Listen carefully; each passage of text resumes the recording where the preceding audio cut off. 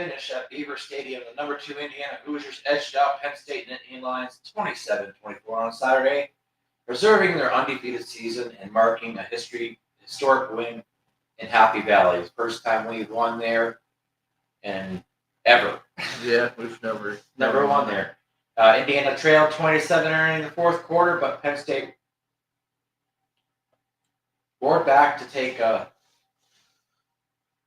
24-20 lead with 6:27 remaining. With 1:51 left and no timeouts, Hoosier quarterback Fernando Mendoza led a dramatic drive from the own 20-yard line despite being sacked on the first play of the drive and connected on several big plays, including a 22-yard, 12-yard, and 20-yard, 17-yard pass. Okay, we'll get started now. Charlie Becker, great game. Great game from Charlie. I'm so happy to see it. A guy that was on the special teams got to start because Elijah Surratt was out. And, wow, he just had a great game. 7 receptions for 118 yards. No TDs, but some major catches during the game.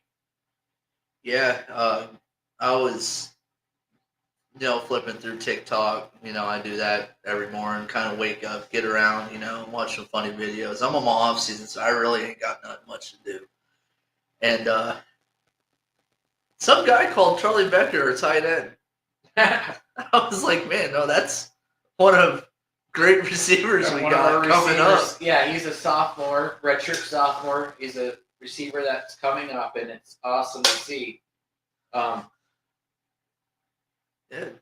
Pretty amazing catches going down and getting up there and getting it. I mean, he's an unsung hero of this game because of the amazing tippy toe catch that we had for Omar Cooper Jr. on that last play. I mean, that was just an amazing catch. Probably one of the best plays in the last 35 years that I've watched Indiana football. Yeah. That one's definitely going to go down as one of the greats. Props to the athletic coordinator and, weights and strength conditioning coach for really building those boys' cores up. Because to do that, man, you got to have a strong core to get yourself down like that. Yeah, and the wherewithal to look down on the field and that catch was just amazing. Dude, he had his butt in that DB's face going up for that ball. Yeah, on Pat McAfee, and it was true. The defender looked like he pushed his foot in bounds with his knee, which was kind of crazy. Pat McAfee called that out because he's saying a lot of people were saying it's an NFL catch too because there's 2 feet in the end zone. Him and Kirk Herbstreit were arguing if it was 2 or 1, and I saw 2. I didn't see 2. You didn't see 2. No. See, perception is perception. No, I saw 1 foot. That would probably be our left. Looking at the camera would be our left. I seen that left foot step out and then his right foot be in for that 1. Yeah. I mean, that left foot was up in the air, didn't touch grass, but that right foot is what connected with the nice, beautiful green grass they have there.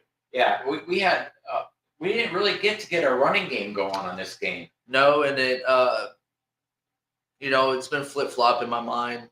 I'm not, as a Hoosier fan, I'm happy we won. Yeah, but as someone, and granted, I know a lot of people played more football than me, I'm not satisfied with the line. The line had a rough day. It had a rough day, and I'm hoping out of this, it was just a rough day, right? Well, the defensive coordinator for Penn State, if you remember, was a defensive coordinator at Ohio State last year. Yeah. And so he geared up that game plan against us, and Penn State is no slouch. They have a really good defense, and they're 5-star, 4 stars. They just haven't been playing. Yeah, but what I'm saying is that if you're going to a big impact stadium like this, you got to be able to set the tone early. Right. We didn't set the tone early. No, we did not. Our run game is one of the best in the nation, and we couldn't even qualify on that. You know where the run game starts at? The offensive line. In the trenches. In the trenches. We did not win the trenches. We did not win the trenches of this game. One of our best QBs in the nation got hit how many times? He got hit a lot. Okay, so now you understand why I'm not happy. Yeah, I got you. I understand. I'm just pointing out facts here. Yeah, and the facts being is that I'm hoping that it was just a bad game. Yeah. You know, our guys are tired. They are back to back. We've had back to back physical football games, fights, and like Coach always says, we're gonna learn from it, come better. That game's done, said, over with. We won the game. It's time to move on. Yeah, exactly. We have to move on. It's next play, the next game. We have to get ready for Wisconsin. But I still like to talk more about this game that we played. So we're going to go to the stats now. Fernando Mendoza was 19 for 30, 218 yards, 1 TD, and 1 interception, average 7.3. Roman Hemby had 12 carries, 55 yards, 4.6 average, no TDs. Long was 11. Kalen Black, 12 carries, 32 yards, 2.7, 1 TD. He keeps on getting in the end zone every week. I love it. Yeah. Fernando Mendoza, 6 carries, 20 yards, and 1 TD, and he gets into there. Yeah. Cody Martin only had 1 carry, which I was really surprised that he only had 1 carry in this game. I thought he would be getting the ball more, but he didn't. Man. Because I think it's because of his pass blocking. Yeah, he is really good pass blocking. Again, that defensive coordinator at Penn State, terrific guy, great coach. He got those boys ready to come. And I said it before on the last podcast, last Tuesday. Yeah. That we were going to play a very pissed off Penn State team. Yeah, and it was. That this is yet to be proven. Another 26-year-old comes up on here and says exactly how it's going to be. That game, and as a Hoosier fan, I started getting scared. I ain't going to lie to y'all. I left my parents' house at early. Because we thought we lost. I thought for sure I'd turn on, the almighty Don Fisher on 105.1 and started listening. Very thankful that, it was as energetic as it was because I was getting home pretty quick. I had my German Shepherd Husky mix with me. And I swear I've never seen that dog get up out of that truck so fast. And yes, it was by herself. Right. Because Dad was going to leave. He was going to grab a hold of her by her collar, but she got in there fast. And we watched the end of that game. Wow. Amazing. That was amazing. But for total yards, though, as much as it didn't seem much,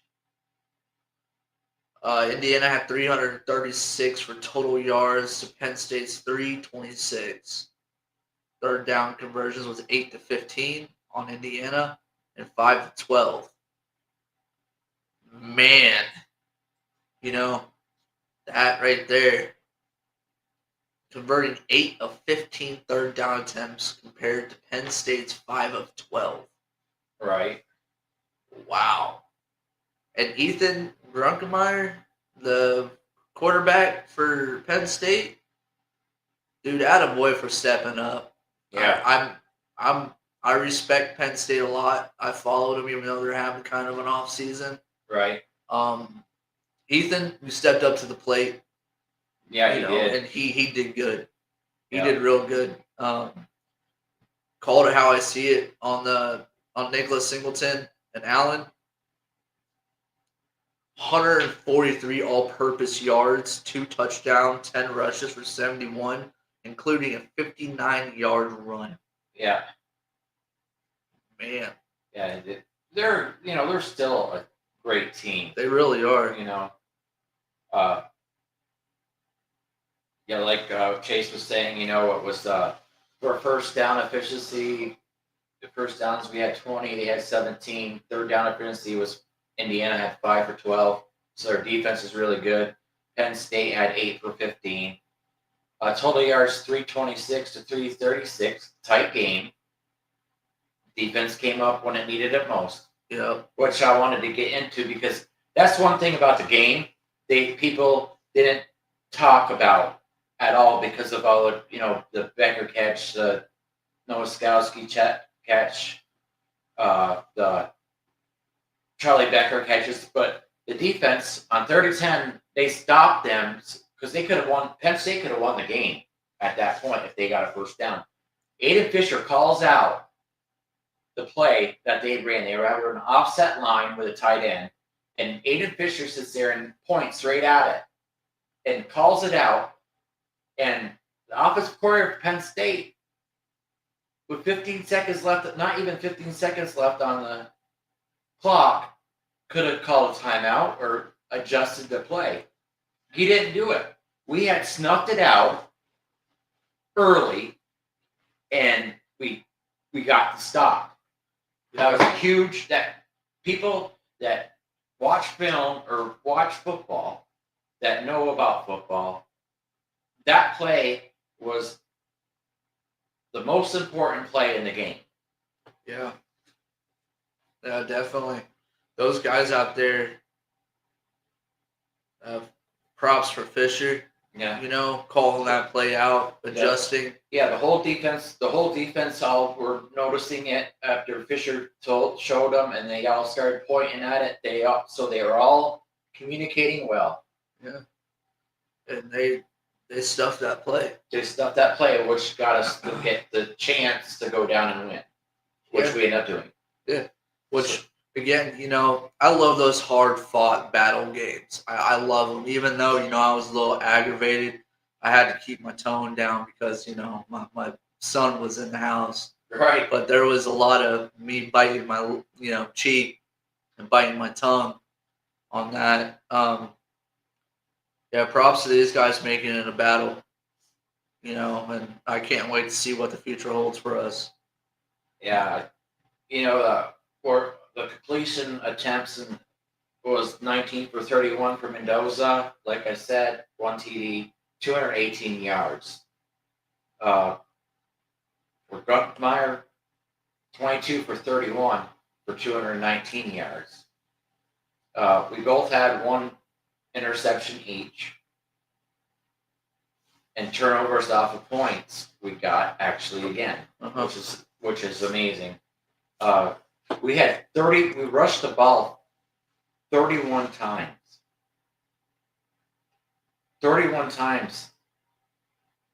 And didn't really, only got 108 yards, which got over 100 with the 3 backs and the quarterback. And Penn State got 117 yards on 33 carries. And without that one big run they had, we would have had under 100 yards again. That 59-yard run, that just rests my case on why that referee is sitting right there in the middle of the play. Pons got hit. Now, again, another thing on people not seeing what's going on. Right. Pons would have had that tackle before the first down. Yeah. But the referee was not in the way. Yeah.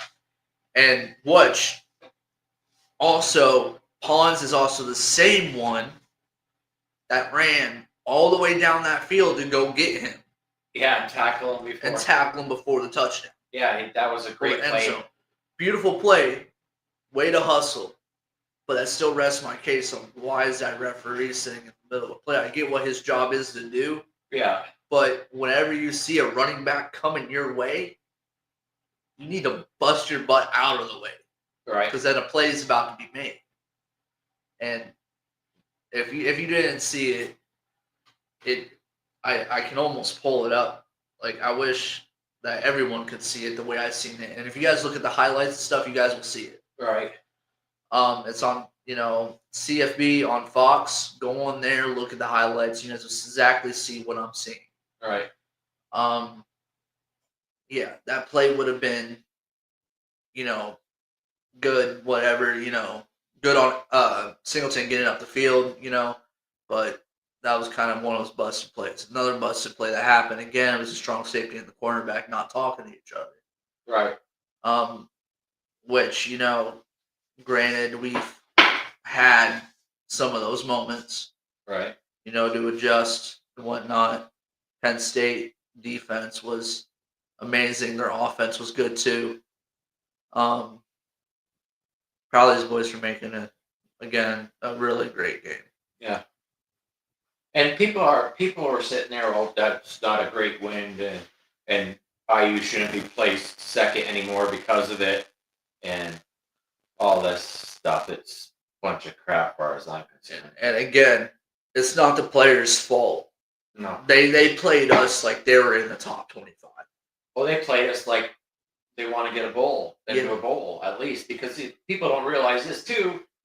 The longer the season goes for them, Penn State players get paid more money. Yeah. More money, and people don't realize that because they get paid per diems every game. And like, you guys have to understand, their starting QB, which is a big part of Penn State. Sorry about that. Our dog just broke into the room. My dog. Now she wants to say hi. Yeah, now she's gonna sit down and sit here and lay on the couch. Yeah. We just got it. Okay, where was I? Anyhow, thanks, Athena. Yeah. Yeah, and I get the sass. Yeah, she decided to lay on the couch, and now she's looking at the camera. Like, what's Dad doing? I remember.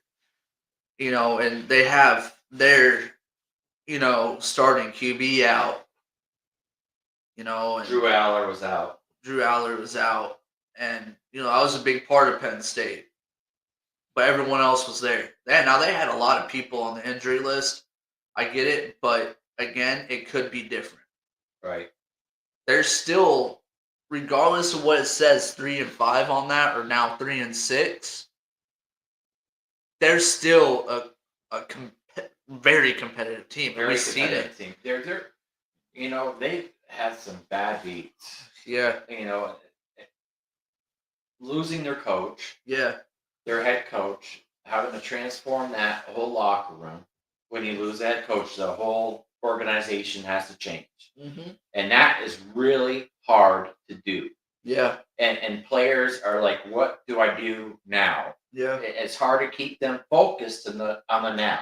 Yeah. Because they're thinking, what am I going to do next year? Yeah. Who's coming to coach us next year? They have no idea who's coming to coach me. And it's that anxiety. That anxiety is huge. And your first game back home since he got fired. Yeah. They're back home, and they played hard. Yeah. They played for the coach Wilson that came in. He's been around the game for a long time, a lot of years as a coordinator all over the place. And it to other people's eyes, you may see it as it's not a great win. This, that. Who won the game though? Yeah, we won. So we held it down, and anyone that tells me that it's not hard to play in Penn State, it is hard. 105,000 people, and it was pretty full still. Mm-hmm. Okay, now we're going to get on to defense because we want to talk about defense really, really quick, or not quick, but in depth a little bit. Like I said about the big play that at the end of the game not really the end of the game, before we scored our touchdown, we had a big defensive stop. So Aiden Fisher had a really good game. So, but Hardy had the 12 total, 7 solo tackles, 1 sack, 1 total tackle for loss. Aiden Fisher had 9 total tackles, 0 sacks, and we had Wheeler and Isaiah Jones both with 5 tackles. Jamari Sharp with 4 tackles. D'Angelo Pons with 4 tackles. Tyree Tucker comes up big again and gets another sack. So that was huge too. Stephen Daly had a big game too. not as much on the stat sheet, but he had 2.5 tackles for a loss. So he had a good game coming in and playing. So, yeah, defense played, as far as I'm concerned, defense played a really pretty good game again. You know, they were put into a lot of positions that was tough for defense. Yeah, And I think they played overall a really good game. they did. They held those, lines, pretty well, and there was some gaps in there that were left wide open that two very good running backs, Singleton and Allen, could see. Right. But I mean, that's what you get whenever you have, those people in the backfield waiting to go. They're probably going to be a first to third round draft pick. Yeah, they won draft picks at the running back position. those guys are good. I said it on our last podcast last Thursday. The two people that we need to worry about are those two running backs. Those guys are really good. When I can see that they played Ohio State funny, they made them look funny. Right. So. Okay, excuse me, all. I'm gonna get this dog out. Yeah. Sorry about that. I love you, but you gotta go. Yeah. So Druckenmeier had 22 for 31 with 219 yards, 7.1 average, 1 TD and 1 reception. Nicholas Singleton was 10 for 71, 7.1 yard average, 2 TDs. As long as 59, so you take that. I mean, I'm not saying it's take away, but if you take away that 59 yards, he's held to a low yardage. Yeah. And that run got help. Yeah. Katron Allen, 19 carries for 48 yards, 2.5 average. Mm-hmm. Ethan Druckenmeier, the quarterback, had 4 carries, -2 yards. His long was 6. Receiving wise, Trevor Pena, number 8, has 6 receptions, 99 yards, which is unusual with our defense for someone to get that many yards on us, but we still played well. We held it in front of us. Yep. Cahill Dickens had 4 receptions, 40 yards. Nicholas Singleton had, Kobe Howard had 2 for 28 yards, and Nicholas Singleton had 3 catches for 22 yards and 1 TD. And so on and so on and so on. So, Katron Allen had 1 fumble. Druckenmeier had 1 fumble. So, all in all, I think that defensively, I think we played really well. Yeah, I agree. Defensively, those Penn State guys in the front lines and the trenches are really good. They're big boys. They can move you around when needed to be. And that's exactly what they did. I was proud of our guys for stuffing the run a couple times. And Aiden Fisher picking out that play. And just all in all, I'm pretty happy with our defense. And, right.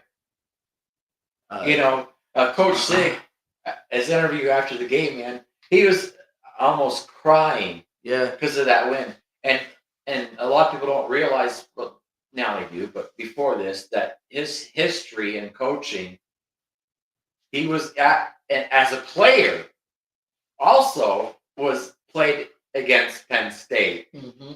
And coached against Penn State in his past. So he's dealt with Penn State for many years. I think it was 1973 or 71 that he was a player there. So think about that. So that's why he was emotional. That's huge. He said that I never thought I would lead a team to come here. Right. And yeah, a lot of coaches that were players back then, or vice versa, whoever played and coached, I understand why he was emotional. You come into a stadium that you set foot on, played on those 100 yards on that field from 50, from end zone to end zone, Right. and you come in there and play and you end up winning a game that you've never thought that you would ever come and see. Yeah. And sure enough, it happened. Yeah. So I see why he's emotional. He's super proud. You got to think. Coach has that rough spot in him, but man, big heart. Big heart. He loves his players. Loves his boys. Loves them. Talks highly of all of them, Yep. but tells them that what you have to work on. Yeah. You get better on every play and every day. Old school coach. Old school coach. Tough love. And I remember this from my coach, and it still stands today because I run it in here and there. He says, on the field, I am your worst enemy. On the outside of football, I'm your best friend and I'll always have your back. Right. So that's what good coaches do. Yeah, and that's the way I coached. That same coach led us to a semi-state, team. And I loved it. I loved every single minute of it because I can go up and talk to him. I still see him on the trails today. Yeah. He has a lot going on right now. He's back being an offensive coordinator somewhere. I ain't going to say where. It's in high school still. But they had an amazing game this weekend too. Amazing. That comeback was wicked. And for the people that are in Bloomington that know, you guys know what I'm talking about. I wasn't at the game like I should have been because I get yelled at. But I really wanted to go to that game too. Unfortunately, we couldn't get to that game because of Bloomington South, Bloomington North is always a good game. There's some players on both teams. I hope get the shot to get an offer from IU because there's players on both teams that deserve to get a shot at IU. And that's the hometown, That's our home, yeah. These guys, as someone that's played football on both sides of on both fields, it was always a dream of all of us, even like we'd go on the 20-yard line and practice exactly what Omar Cooper did. And my brother-in-law, he plays football. He's going to be going to North. He was asking me, how do you do that? I told him there's no real explanation on how that happened. Yeah. A lot of mental, physical. Mental toughness, physical toughness. It's a weight room. It's strength and conditioning. It's learning awareness. Yeah.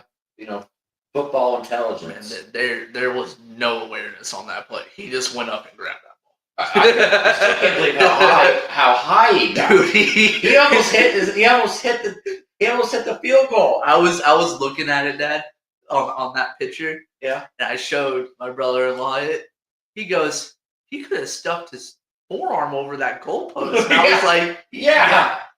That was an amazing play for a guy that's not very tall. I don't know what kind of vertical that is, but if he does that at the combine, man. Yeah. And that's another thing I'm going to talk about later on in the show. But now I'd like to, after this game's over with, now it's on to the next one. First of all and foremost, happy Veterans Day to everybody that has served in the military, including my friends, close friends, and family that have served our military. Thank you. Yeah.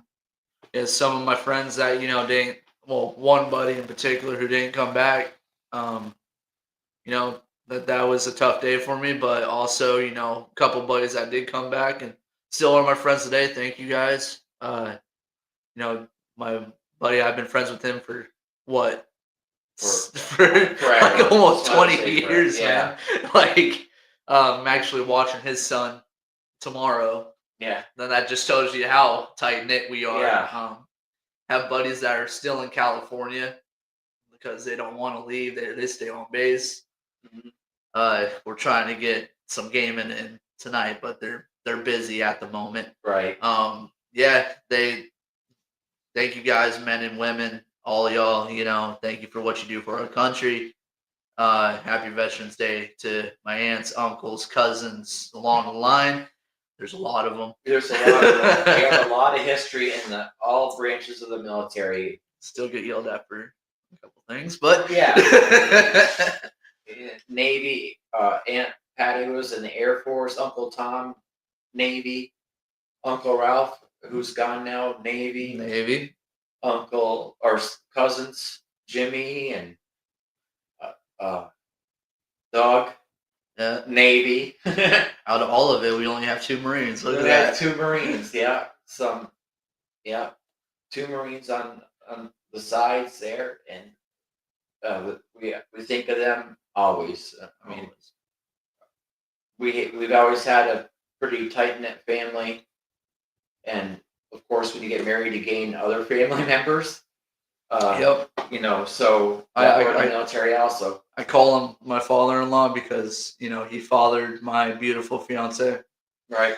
but he was a colonel. West Point graduate. West Point grad. He was a colonel in the Army. Yeah. I mean, I still have to text him. He's probably gonna whoop my butt for not texting him yet. Yeah. But yeah. So, well, we got off the tangent there because of how proud we are of our family members and friends that were veterans, and just thank you. But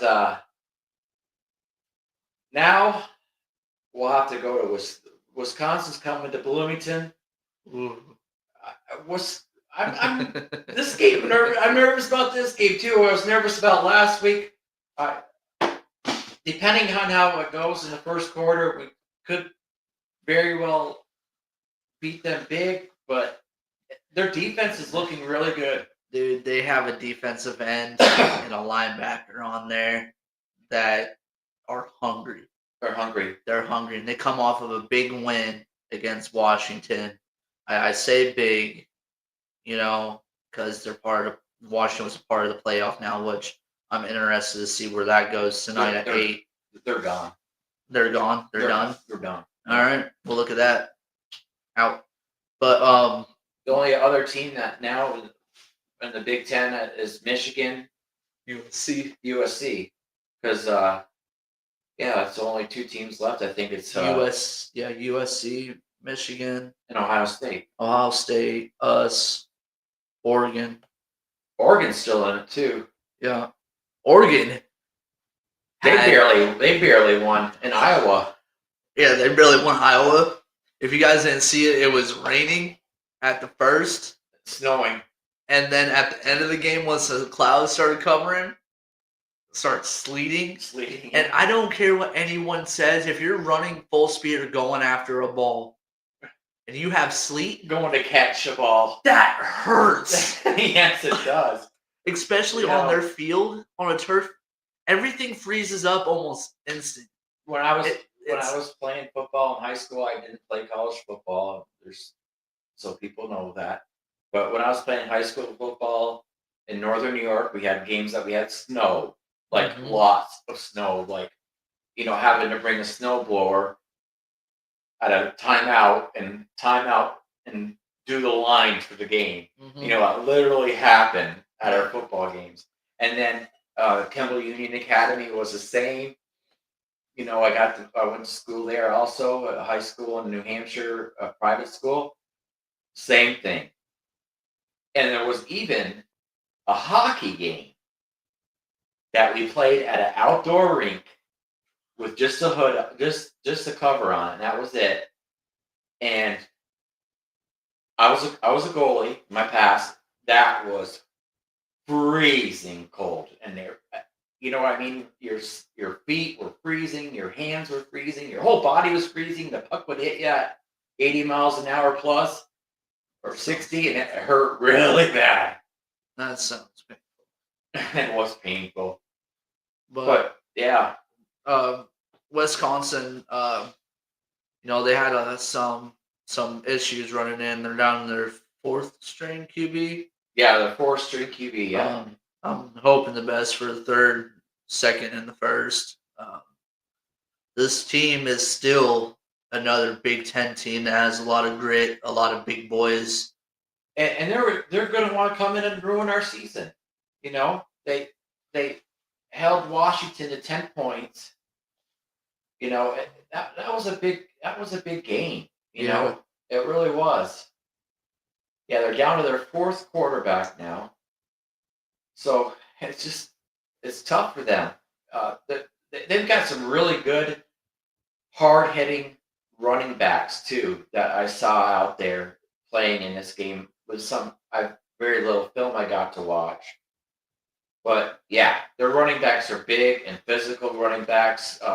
Gideon, he took 19 carries, 73 yards. He's just a bruiser back.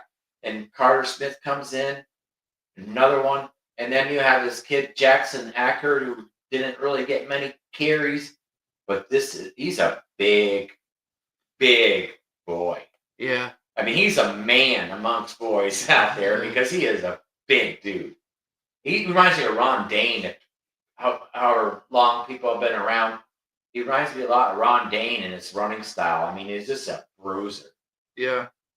He's a future for them. And I have a lot of respect for a team that also plays Alabama.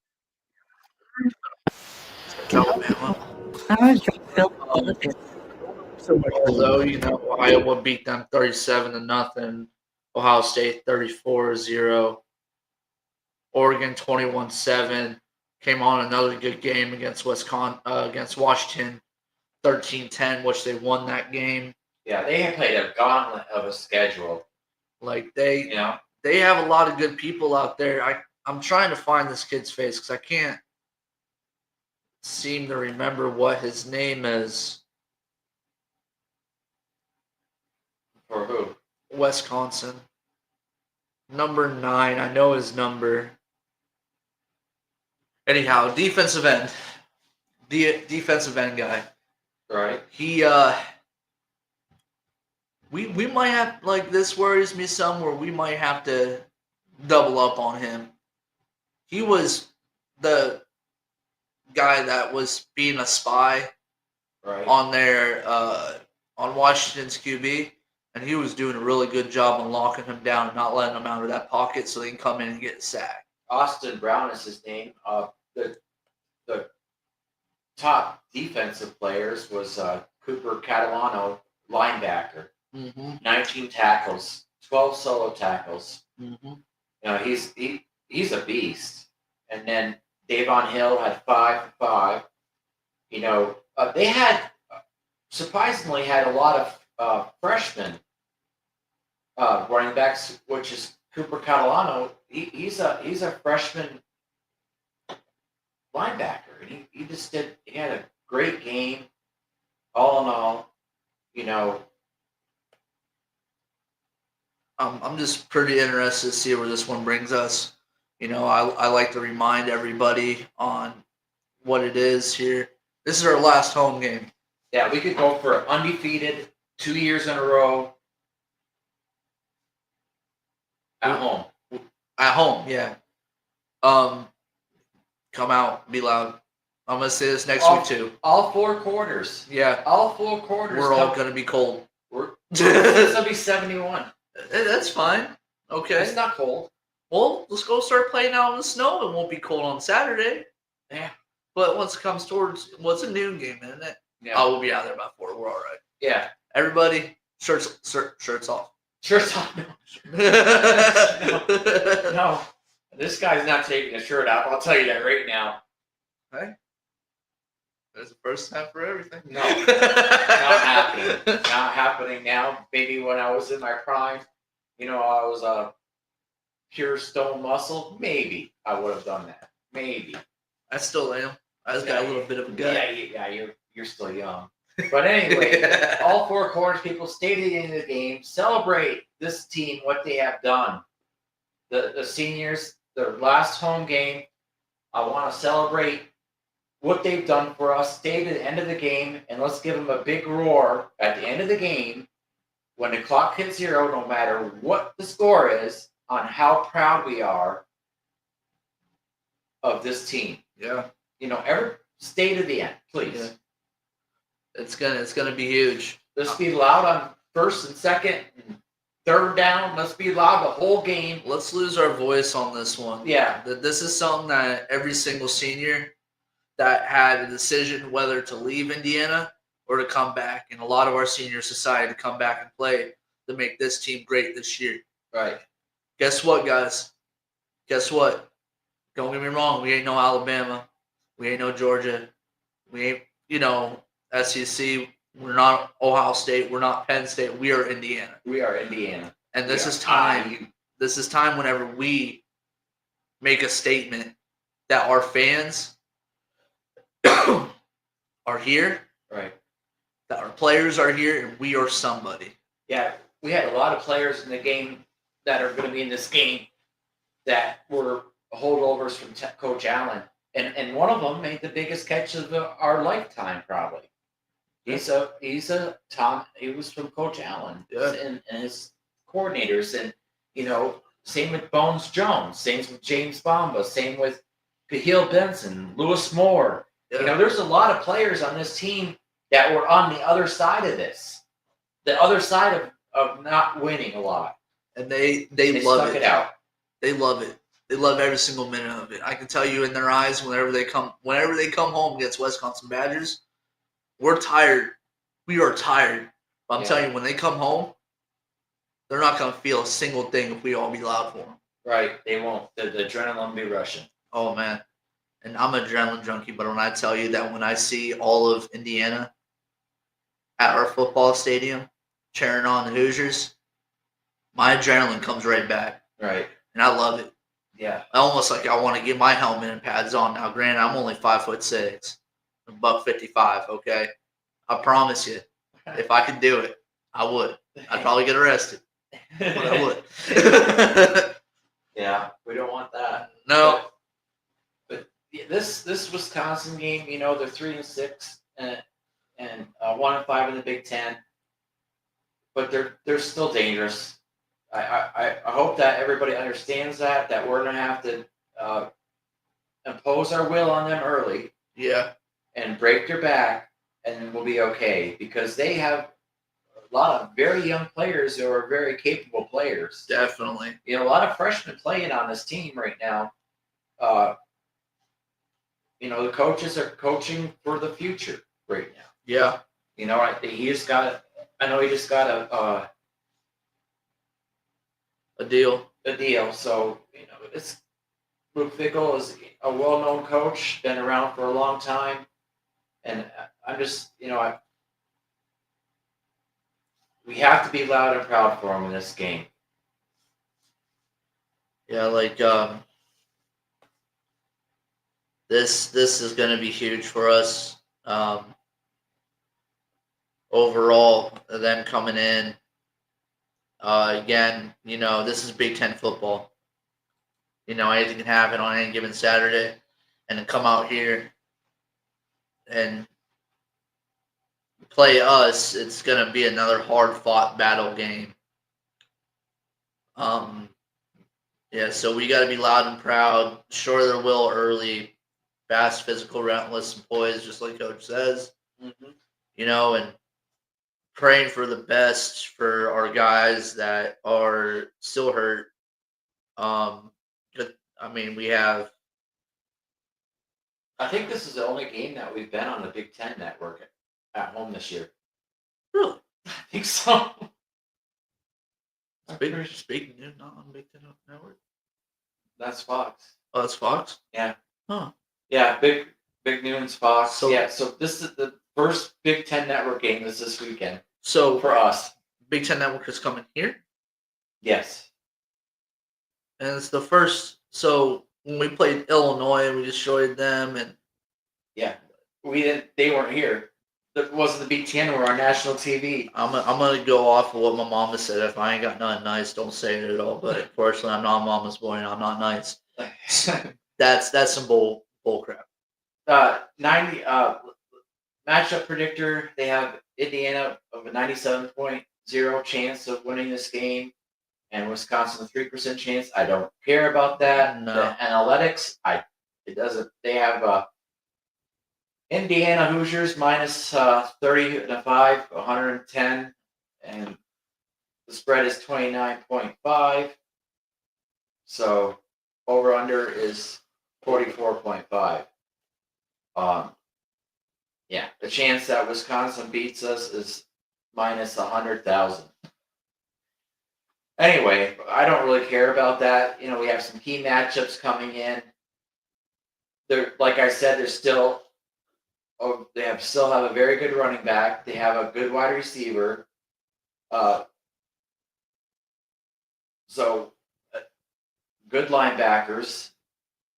So it's still going to be a a hard fought game, and the crowd is going to be very important in this one. Yeah. So low injury report for Indiana. Obviously Drew Evans is out. He's out. He's done. To maybe come back in the playoffs. Maybe. Elijah Surratt is still considered day to day with a hamstring injury, but clear status is expected during the week, which we'll probably figure out on Thursday, or it's probably going to be a game time decision. So we'll see if he warms up on Saturday. We'll be taking a look at it. I don't think he's going to play. You don't think he's going to play Wisconsin? Now, last week I had this feeling from the top when coach. I don't think he's going to play again this week. I think they'll rest him for the Big Ten championship game. Could see that.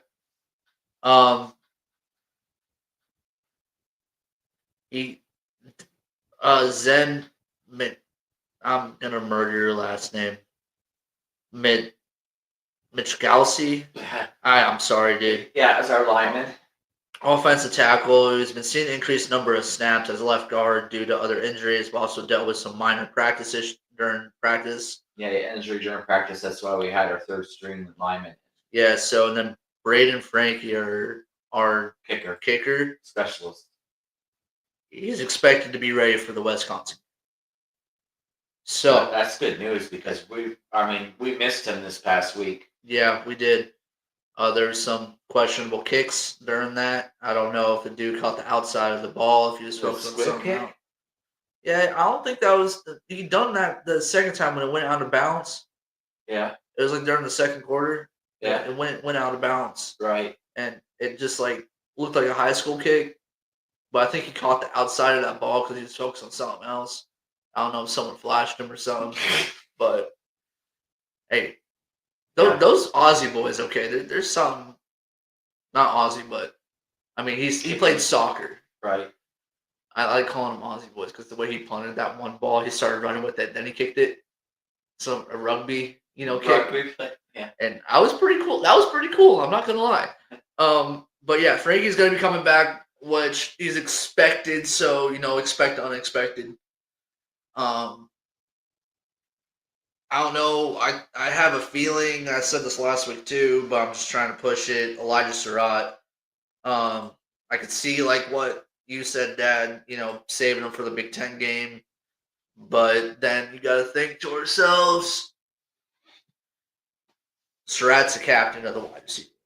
Yeah. I'm sorry you can see that, but he's a veteran leader. He during that Penn State game when they did the cutscene to our sideline, right? I could see in his eyes that he was pissed that he wasn't out there, which every great captain and leader should be. Yeah, I'm sure he was really upset that he didn't get to get out there. So, what I'm thinking is Elijah, you might have pulled your hamstring, bud. And, your back and hamstring tightened up real bad, which I know that feeling.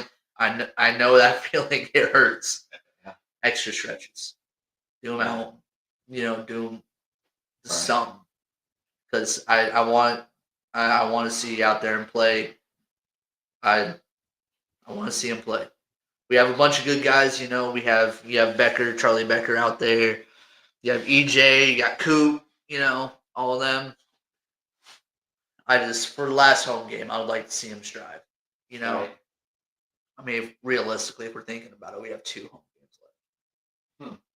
We have one here in Bloomington, then one in Indianapolis. Right. That's still home. No matter how you see it. And if you guys really think about it, right? Once this playoff comes up and we hold what we're supposed to hold, this could be another rematch of Ohio State and Indiana again. In the playoffs. Yeah. The depending on what the committee looks at. The committee looks at what they put us at the end of the season after the conference championship game. I'm really interested to see if they still place us at 1 or 2. You Yeah. know, if we win, are we number 1? If we lose, are we still number 2? I mean, because the SEC was people Yeah. and other people will say, well, they shouldn't be number 2 anymore. They lost to number 1. You know what I mean? They should drop us down Right. and drop us down to 3 or 4. You know, not to 5. That won't happen. Right. But still in the top 4. But you know what will happen, and what will because whoever wins the game is the number 1, and they go to the Rose Bowl Right. automatically. Right. So it depends on what I'm saying is the bracket. The bracket's gonna where you veer out of the bracket will matter. Well, I If mean, we play Ohio State again, or Oregon, or maybe Michigan, you yeah, never know. which Michigan needs to step up, and when they come and play Ohio State, Ohio State, I'm 2 gonna, weeks. I'm gonna be a Michigan fan for the day. Okay, Because and if Michigan wins that game, you know that they go to the Big Ten championship. yeah, and then I'm an Indiana fan again. And But then it'll be a bunch of tickets available for the Big Ten championship because all Ohio State people have to sell theirs. The prices are going crazy on that right now. I've been looking at the prices. They're like, holy cow. I mean, I tried to tell people that I know, including family members, that if we want to get tickets, we probably ought to get tickets now. And that was 2 weeks ago because tickets have tripled since then. right, yeah, and I personally, it's nothing against Ohio State. No, it actually is. It is. When I was working there at a job Yeah. on the field. Mm-hmm. Ohio State was going to the Rose Bowl if they won. They came on the field, their fans did, and I was sitting there at the goalpost with me and 2 other guys just standing like, what are we gonna do? Yeah. You know what I mean? Because there was a bunch of them, and thank God the offensive lineman came out and helped us with that situation. Yeah. You know, it's because they were going to the Rose Bowl, and the same thing happened with Michigan too. At home at IU because they were guaranteed to go to the Rose Bowl if they won a game. Yeah. So It's one of those things. And I don't know if it's just because I'm an Indiana fan or however people want to look at it. If y'all were more humble, I think I would like you guys a little bit more. well, they're cocky. Yeah. The Ohio State fans are cocky. They're used to winning. They're used to being in this position. And some of them just follow that bandwagon state where they're not really an Ohio State fan. They just like the team because it's good. Yeah. They don't care for other college football. Right. And I get it. It's nothing against y'all. I get it. Some people are built that way. Right. But then again, it's like, man, if you guys truly love college football, you guys would be more humble that, you guys have more competition now. Right. And as a Indiana fan, I like seeing more competition. Yeah. I like to see where we can range ourselves at. Now, could this be for a couple of years where, it's going to take a couple of years for more development for us to start beating those more teams that are better than us? We've done that this year. Right. Hold on. Right. If that happens, okay. But whenever it comes down to the Big Ten championship game and y'all get humbled, y'all are going to do the same thing like you guys do to Michigan. Oh, they beat us because they cheated. Oh, they beat us because, they did this. No, dude. That's like why I can't get behind people like that, like Ohio State. Yeah. You guys can't call a good game. Now, granted, Michigan, they got caught cheating, 2 years ago? Okay, I get it. Yeah, that happened. And the biggest rivalry, the game of America, Michigan versus Ohio State. It's one of the top games in America. But now, I want it to be Michigan, Ohio State, and Indiana. I want us to have that mention because we're still going to give both of you guys a fight regardless. Right. That's what I want to see, but that comes with development. Comes with proof. Yeah. That if we do it on this one, it's going to be the year where Indiana did this. Just like this year, this is the year that Indiana did this against Oregon, and did it against Iowa, and did it against Penn State. If you guys don't remember, a few years back, those teams, other than Oregon, Iowa, Penn State, have done us bad every single year. Mm-hmm. Yeah, we had that one when Penix went across the the goal post, The goal line, the goal line, stretch play. Yeah, stretch play. That was one of the biggest moments in IU football history. Yeah, but we had that. But whenever you come here and take a look, right now, I want us to be considered one of those football teams. One of the blue bloods. Where it's Michigan, Indiana, Ohio State. Okay, Penn State can be there. Oregon. Yeah. I want those guys right there to be like, all right, let's consider all these guys right here. Mm-hmm. Let's have a talk because you think just last year when Coach just came here, we were ranked 17th in our conference. We were dead last. No, it's an 18-team playoff. Well, not playoff, but conference. Right. Purdue was below us. Oh, that's right. We were placed 17th. Now look at us. We're at the top. Right. And when we got into the season, we were ranked really low. Yeah. Again. Somehow. Played 2 teams that played to the national championship. Somehow. Yeah. Last year doesn't matter. It's this year now. I was in an argument on another radio show today about that. About Notre Dame. We're arguing about Notre Dame. And they kept on saying, well, what about last year? What about last year? It's not about last year. It's about this year. Notre Dame has 2 losses on their schedule. They didn't really play many top 10 teams. Their only top victory was against a ranked USC team at the time. Right. I'm sorry, but you just got, facts are facts. Yeah. This year is this year. There's no reason why they should be ranked number 10, to me. Right. And head of some teams that are one-loss teams that have played tougher competition. Right. Now, I'm not talking like BYU. I'm not talking like that. Texas Tech. Texas Tech. That was a hard fought game. What? So they played Miami, the Catholics versus the Convicts, at Miami, lost 24-27. Boom. That's 1 loss against a ranked team. Who, at that point, Notre Dame was ranked number 9. Miami was ranked 16. Right. Then they lost to what now is a number 3 Texas A&M team. They lost by 1 point. Right. 41-40. Those 2 by themselves. No. What? There's no development on here. You guys won against 1 team, USC. That's generally good. Generally a good team, yeah. And then the rest of them. But they're in the bottom half of our conference right now. Yeah, but here's the thing. Saturday's coming up. They're playing number 23 Pittsburgh at Pittsburgh. At Pitt, yeah. So we can kind of alter on how we say these things now.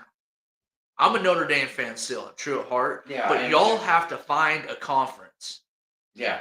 Y'all have to, dude, I wish that we would open arms, tell Notre Dame to come to the Big Ten. Because I bet you that whole atmosphere is going to change. Or go to the ACC if you guys want to be in the ACC, because you guys generally play more ACC teams. Right. And they used to play in the Big East teams. There was a lot of ACC teams are now. Yeah.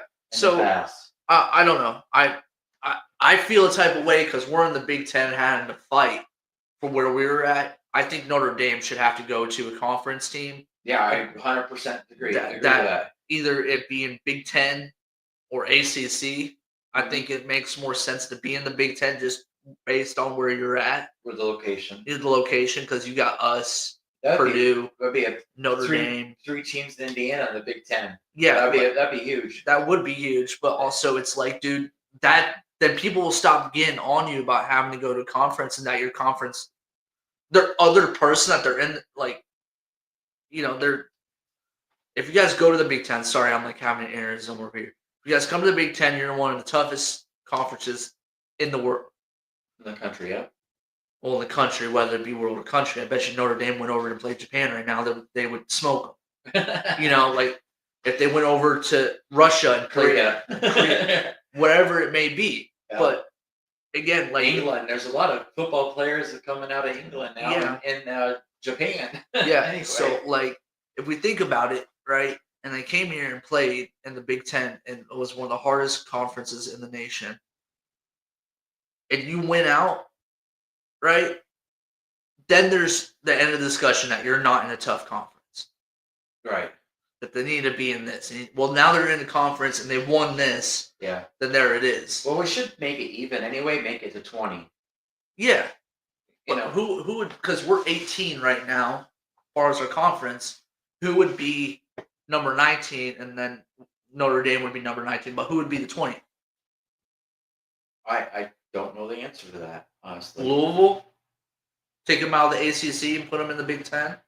I don't know what we would do. I personally wouldn't want to see Louisville in the Big Ten, but that makes the most sense. Yeah, it does. Kentucky. Put Kentucky in the Big Ten? Or Louisville, yeah. I mean, I could see Kentucky. Honestly, I could see it, but they would be too scared to come up and play us. Yeah, they're in the SEC. So. I mean, if we did that with Kentucky, then I don't know, another team. Pitt could come. Syracuse would die here. I'm sorry. They play a good. They do play good. They play in the ACC, which is cool. We've had some good teams in the past. Yeah, it had some good teams in the past, but I'm saying that I just don't know if they would survive in the Big Ten. I even think what's Purdue's how many wins? I think Purdue could go over there and smack them. Like that's even saying something from a Hoosier fan. I don't like Purdue. I don't know It would look that. like a murder scene if Michigan would go up and see them, or Ohio State, or us would go up and see them. That would be awesome. We should do a game. We should have an IU-Syracuse game at IU and at Syracuse. I would love that. That would be pretty cool. And that would get us where we need to be. I just want to fist bump the orange, okay? The Orange Men. I'm sorry, I'm sticking with the Orange Men. Just like where one of my high school was. We're Messina Red Raiders, not Messina whatever the hell we are now. I don't know. No, I'm looking at these scores from, Notre Dame. I personally do not think they should, unless they prove themselves, coming up. I personally don't think they should be in the playoff. Right. Just based on you faced really two good teams that you needed to capitalize on, and you didn't meet that structure. Mm-hmm. Notre Dame's still a very, hard-fought battle team. A lot of respect, but me personally, I don't think they should belong there. Let's see. There was some. They beat Navy, by the way. Cowboys. They really dominated that game. I was surprised really because I thought Navy would have done better. Yeah. So again, Alabama, LSU. Alabama won that game 20-9 against a team that isn't. LSU kind of lost their mojo after the coach. California won 29-26 versus number 19 Louisville. Vanderbilt snuck away from Auburn. Snuck away, I say. Mm-hmm. Number 3 Texas A&M, 38-17 against Mizzou. I was surprised at that game too. Oregon, number 7, snuck away from Iowa at a game-winning field goal, 18-16. Number 16, Miami, Florida, won against Syracuse, 38-10. Purdue put up 10 points on Ohio State. Ohio State walks out with a win, 34-10. Ole Miss beat the team that I was struck about that I never heard. 49-0. Imagine that. Texas Tech, BYU. Texas Tech laid down the hammer against BYU, 29-7. Yeah, they were an undefeated team before that coming in too, and they were getting ranked pretty high. James Madison, number 24, beat Marshall, 35-23. They might end up being in the college football playoff talk. I would like to see that. I would love to see that, actually. That would be pretty cool. That would be cool. And I don't know how Coach would feel if it end up walking that way, but we'll see how that rolls. Georgia, number 5, Georgia against Mississippi State, 41-21. That was a beat down. I thought it was going to be a closer game. That Mississippi State game, I thought was my upset of the day. It didn't happen like that, but that was one of the upsets I thought was going to happen. Honestly, yeah. Northwestern lost to U.S. number ranked 17th, USC 38-17. That was my upset. I thought there for a minute Northwestern was gonna have it a close game against USC. That was my upset that I was thinking was gonna happen the week. But I was really focused on watching us because we almost got it. We almost had the upset taken on us. That's for sure. But yeah, that's your week. Wake Forest ended up beating number 20 Virginia. Yeah, that was another big game. 16-9. Wake Forest is one of those teams that are quiet teams. Like they're going to be left out of the championship, but I guarantee you that when it comes to the end of it, because of the win against Virginia and some of the other wins that they've had, that they're definitely going to be in the big bowl game, a big bowl game for them. I guarantee it because they have a lot of talent on that team. But we have some pretty nice ranks, pretty nice games coming up this week, though. I would like to talk about. Okay. We have number 11 Oklahoma versus number 4 Alabama, 3:30 game. That's going to be a good game. That's going to be a big game for both schools.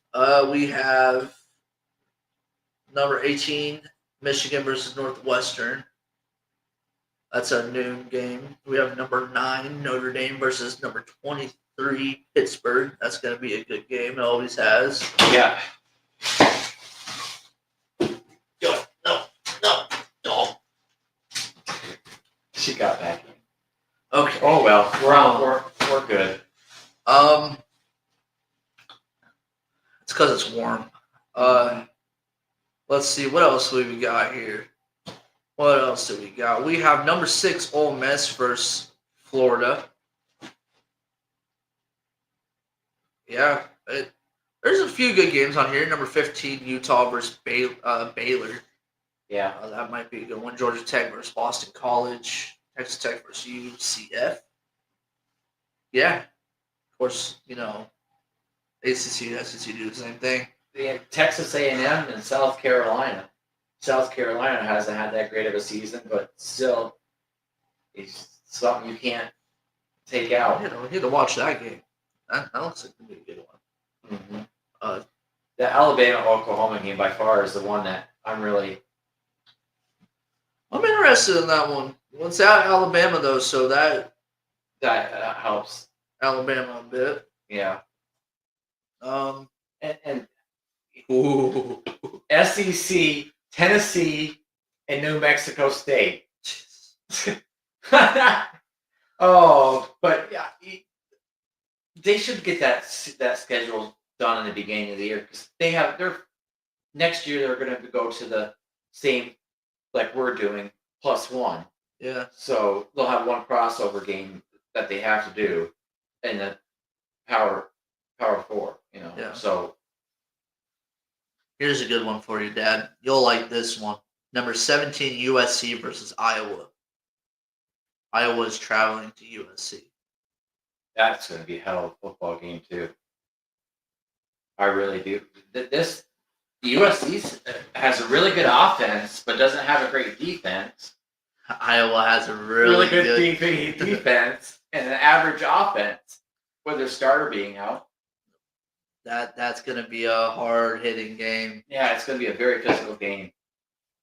Iowa, this is a game that you need to You need to come on. get on. Get on. Yeah. Like, you guys gave us a hard fought battle. You need to give them. You gave last week a hard fought battle. Give it one more time, and I promise you, they're gonna start looking.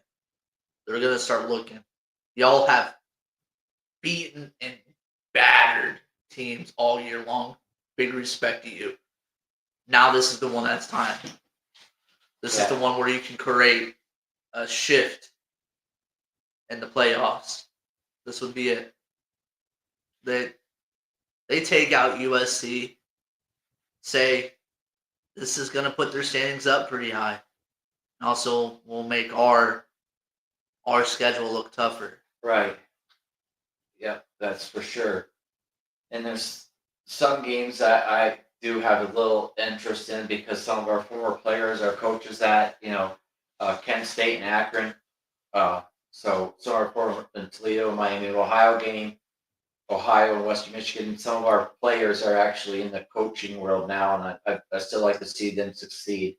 So some of those games I really like, and some of our former coaches are coaching other places too, and I like to see them do well.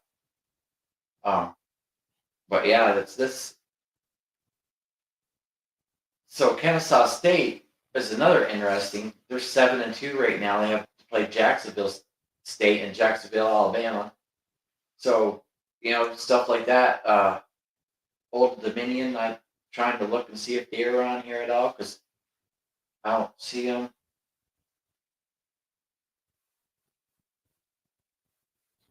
Because I for some reason thought they were playing well this year too.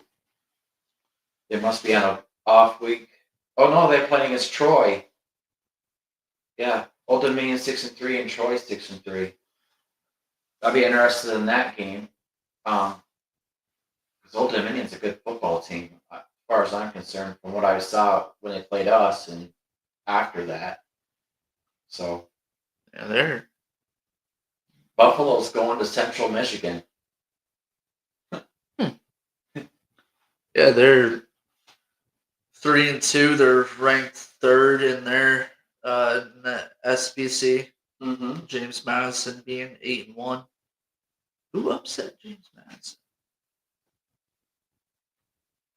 They lost a big game, didn't they? Like, was it against a big opponent? Trying to figure out. Oh, they lost against Louisville. Louisville. That I was thinking it was somewhere close. Yeah. They beat WKU. Oh, sorry, no, that's the Western Boca. Kentucky. That was a bowl game last year. Yeah. Oh. Nice. Yeah, they're gonna be playing Washington State too. I don't know. They might Sneak into the playoff. They might sneak in. Yeah. We'll see though. I'm We'll see. very interested to see how this week goes. Arizona State last year was an unknown team that came in and played really well. Mm-hmm. So a fun fact that last year people don't realize the top 4 seeds last year, because we had a different setup, all lost their first game. Yeah. Yeah, it's something to think about. Well, anyway, thank you for coming with us and watching us. Like and share these videos, please. Happy Veterans Day to the family and friends, and have a great day. Thank you for joining us.